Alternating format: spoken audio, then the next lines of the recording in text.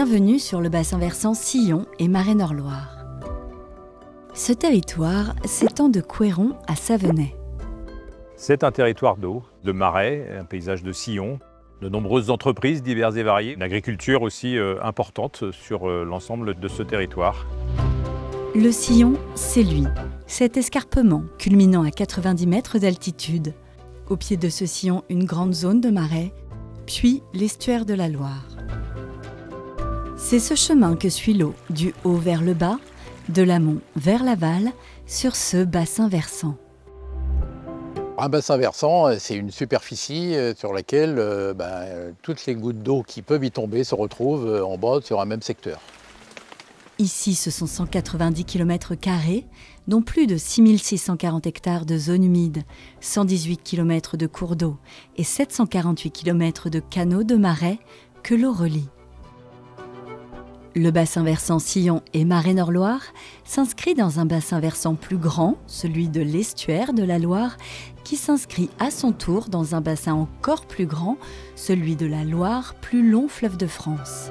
Il est important à chaque échelle de mettre en place des politiques de l'eau qui s'adaptent finement aux spécificités des territoires. La spécificité de notre bassin versant, c'est qu'il va du point haut à un point bas au niveau de la Loire, quasiment au niveau zéro, ce qui fait que toute l'eau peut dévaler assez rapidement. Les risques d'inondation sont importants sur ces bassins versants qui vont vers le marais et donc traversent nos bourgs, traversent nos quartiers. À ces risques liés à la quantité des eaux, inondations, sécheresse, s'ajoute une qualité médiocre des cours d'eau sur le bassin versant. Il faut savoir qu'à l'échelle de la région Pays de la Loire, il y a seulement 11% des cours d'eau qui sont en bon état morphologique. Et donc il y a un vrai enjeu à améliorer en fait la qualité et le fonctionnement de ces cours d'eau et de ces zones humides associées. Et donc ça passe par la prise en compte de ces enjeux-là et la mise en place d'actions. C'est pourquoi les acteurs de l'eau ont bâti le programme Eau et milieux aquatiques 2020-2025, piloté par la communauté de communes Estuaire et Sillon, qui gère la politique de l'eau sur le bassin versant Sillon et Marais-Nord-Loire. C'est un programme d'intérêt général. C'est un programme qui s'étale sur 6 ans, en 2 étapes, avec une étape intermédiaire, pour un montant de 5,5 millions d'euros environ, financé à 70% par l'Agence de l'eau Loire-Bretagne, la région Pays de la Loire et le département de Loire-Atlantique. Ce programme a été réalisé par 7 maîtres d'ouvrage. L'objectif en fait de ces programmes d'action, c'est la reconquête en fait de la qualité de l'eau et de la ressource en eau, tant au niveau de la qualité qu'au niveau de la quantité, et bien sûr aussi permettre la restauration des zones humides associées et de la biodiversité. Ce programme se décline en 3 axes. Tout d'abord, des études pour améliorer la connaissance et identifier les zones les plus détériorées et où il faut intervenir. Le deuxième axe, ce sont les travaux. Le troisième concerne la communication et la sensibilisation de tous les acteurs impliqués. Voici quelques exemples concrets de travaux menés.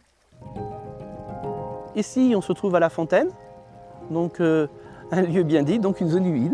Alors l'objectif des travaux pour la communauté de communes Estuaire et Sillon était de remonter le lit des ruisseaux en l'empierrant afin que les écoulements soient moins rapides et qu'il y ait une montée en charge progressive. Sur cette exploitation, une ancienne mare a également été restaurée. En 2 ans, la faune, la flore a repris ses droits.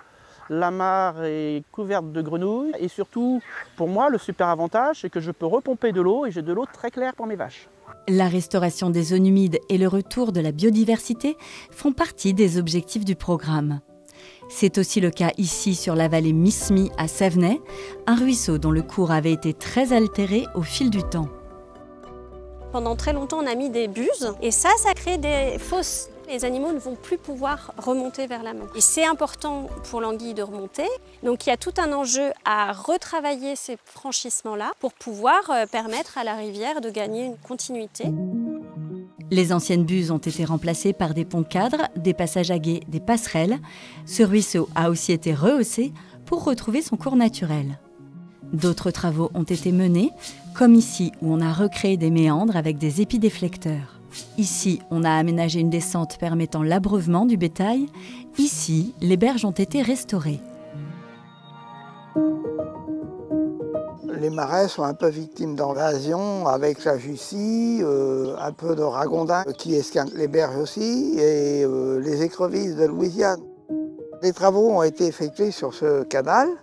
Ça a été curé et réempiré de façon à refaire les berges correctes parce qu'avec l'érosion, ça s'effondrait, quoi. Ils ont bien empiré ça et ma foi, j'ai l'impression que ça tient. Entre 2020 et 2025, 14 km de cours d'eau et 33 km de marais ont été restaurés et 116 ouvrages retravaillés. En plus des travaux, la sensibilisation du grand public, des élus des communes et le travail de communication avec les partenaires ont été un pilier fondamental. Je me suis senti écouté et surtout ça m'a permis d'écouter. Il y a eu des actions sur le terrain, des actions dans les classes et c'est comme ça qu'on arrivera à avoir l'adhésion du plus grand nombre pour pouvoir effectuer nos travaux dans les meilleures conditions possibles.